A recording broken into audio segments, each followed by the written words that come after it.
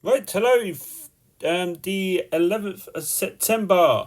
So, we're going over Wednesday. Today was CPI news. This is today, which I'm recording it. So, looking at the chart now, going into this day, what you would do is go to the previous day, like always. Premium sale areas you drag across, like this grey area. Discount buy area from the previous day, you drag across like that. That's simple. That's just two areas you're looking to get into a trade. That's just following simple, basically supply and demand.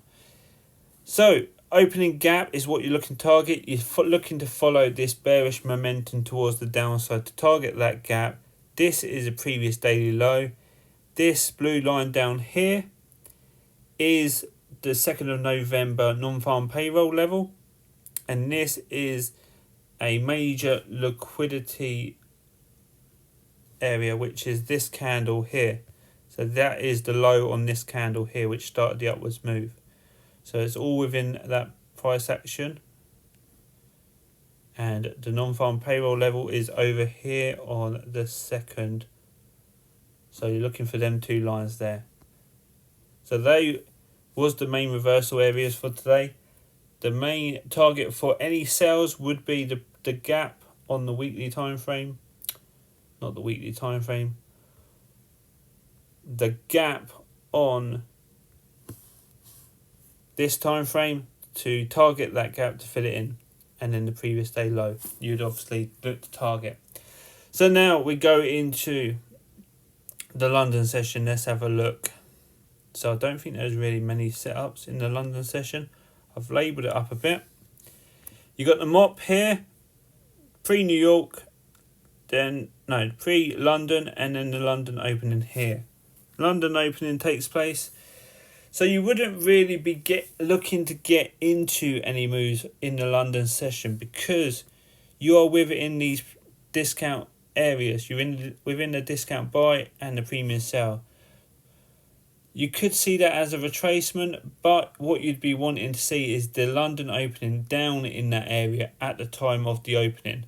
So if it was in that area, then you'd be looking for a buy up to here with that London opening, but it wasn't. It is above that area and it is above the mop here, so you would be wanting price to come down a bit first. There's no real liquidity area here, so London opening takes place, and what you'd be wanting to do is just to sit back. There's not really much to do.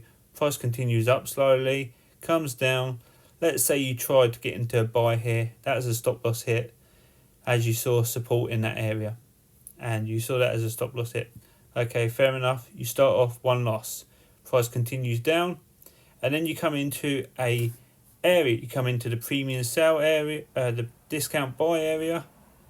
We can move that a bit. And this is your previous low.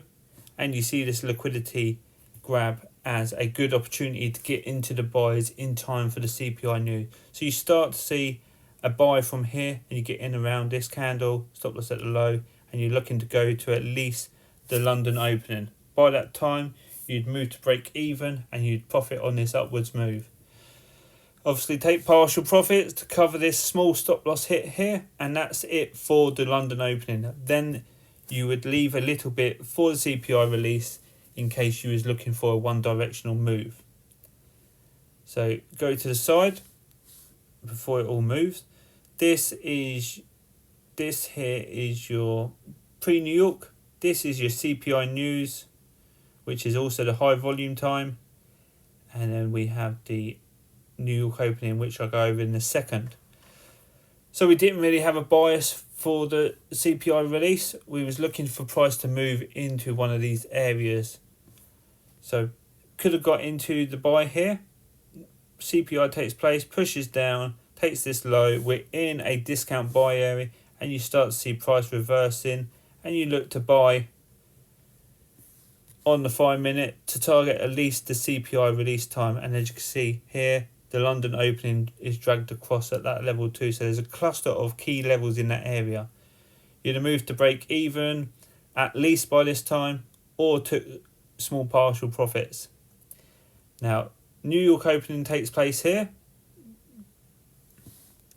New York opening takes place here. I was looking for this to push up. I was expecting this momentum to push up into this area, then we can get into the sell. But as you can see, New York opening takes place and instantly pushes towards the downside after retesting the CPI release level. You can see these candles really retest that and then start to push down, and then the CPI, the New York opening takes place and instantly pushes down. I missed this trade. I was focusing on a bullish move more than just reading the candles. So I had to sit this on out. Price pushes down, starts to break the liquidity below. First you have the previous day low here. Then you have the gap I was talking about here, which is the opening gap for the week. Then you have previous day low here, and this is the major low here. So price comes down, then we start to get a reversal here. So this is a past major low, and this is non-farm payroll level from the 2nd of November.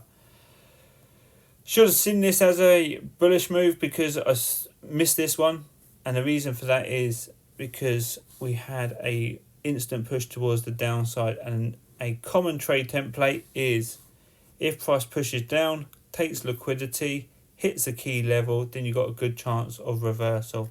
And you can see how price went all the way up to this premium sell area, which I've been targeting all day. So I was looking for the New York opening to push up, hit that area, then sell. But instead, it sold first, then targeted that area. So it done the opposite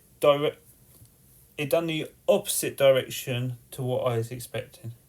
And that's why you got an instant push down, then a bullish move up. But going into the next day, this does give us more confirmation that they are clearly buying, and this has cleared all the sell side liquidity from here.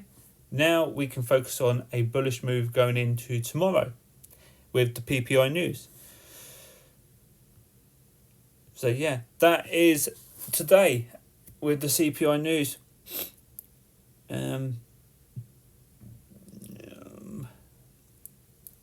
There wasn't really much to go on, actually. No,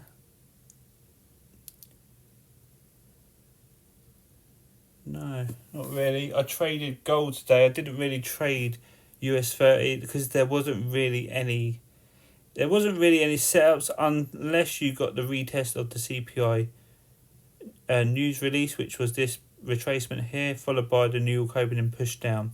Some people got the bullish move from here because we was looking for a bullish move from the gap area, but we pushed down a bit more and we didn't have these labels leveled up. So we was looking for a big bullish move, but price went down a bit further than I expected, so I abandoned it. So yeah, didn't really trade US30 today, mainly traded gold.